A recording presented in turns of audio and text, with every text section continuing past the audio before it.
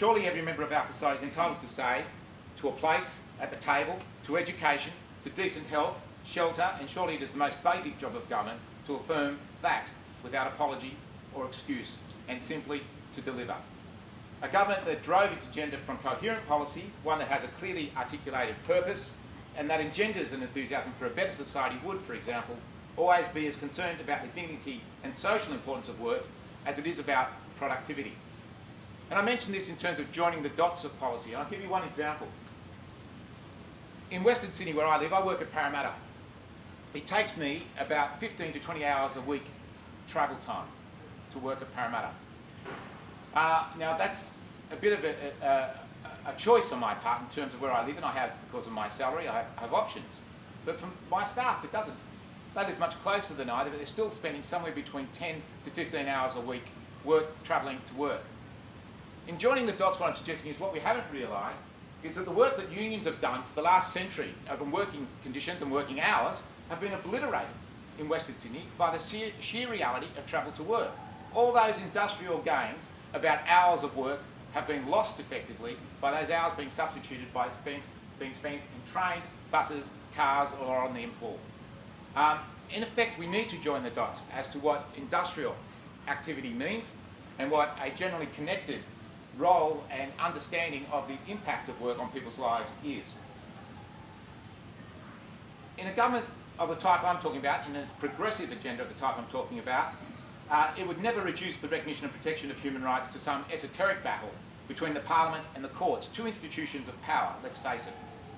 As important as those institutions are, it is a totally misplaced debate when we start talking about the sovereignty of Parliament being sacrificed to the sovereignty of the courts and ignores the reality that sovereignty lies with the people in a democracy. And if we put the people into the equation, the argument that takes place around rights would be put into its proper context, sovereignty of the people defined by a constitution. And the debate is not one for the players in those institutions, it is one for the people. In that respect, the recent review by the Brennan Commission, the most popular review conducted in our political history, the most intent participation by people around the country of all sorts, needs to be listened to for what the people said, for not for what the people of institutions are telling us about what the people said. In New South Wales, it has a direct bearing. In any state, it has direct bearing. And unless we come to grips with the relationship between rights, citizenry and government, I think we will be always struggling to define a progressive agenda. If you want to look at a keen illustration of these issues and crying need for a genuinely progressive agenda, then I would suggest you need to go no further in this state and elsewhere to look at the way we treat young people. I'll give you one brief glimpse simply because it's topical. If we look at the graffiti legislation, it has a number of multiple characteristics that I think are endemic in the way that we regard young people in this state. The idolisation of graffiti as the issue out of all proportion, its own website, its own legislation, and now its own graffiti day, which raises the profile of the issue without resolving the issue. Policing around graffiti.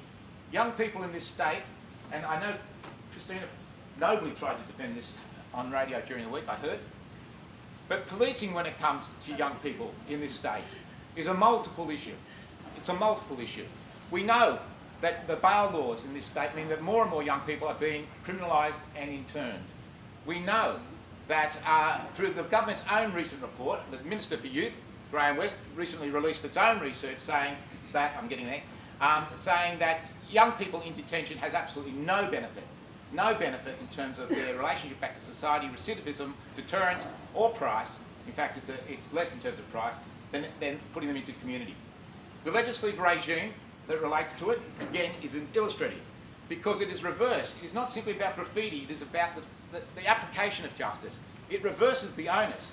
A young person in this state now has to prove, if they're carrying a can of paint or a crayon or another undefined implement that could be used for graffiti, has to prove that they are carrying that, not for the purposes of graffiti. In other words, the burden of proof is reversed when it comes to this legislation. And if they can't prove it, they can spend up to 6 months, in some cases up to 12 months in detention.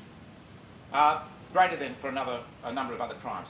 But I'm simply citing it as an illustration. When you look at the government's own statistics about graffiti, at the very bottom of it says that in the statistical summary that's on that website, the premises type most often reported in relation to graffiti vandalism are, go and have a guess.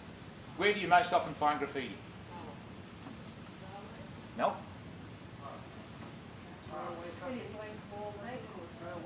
No.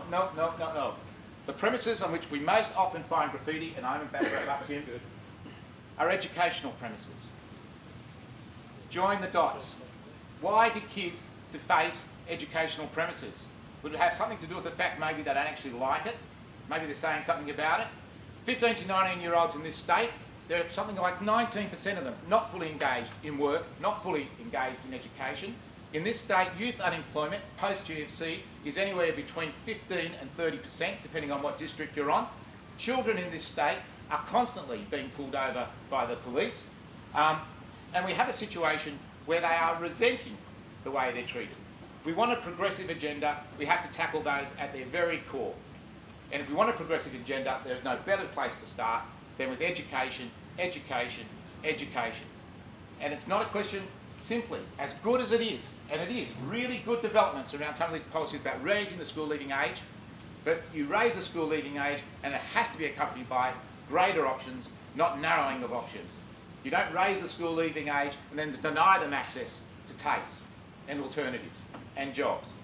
So all I'm saying is that we have 18 months left. And let's face it, in the current political circumstances, not much to lose. It is not too late for a progressive agenda that will ultimately affect the people of this state.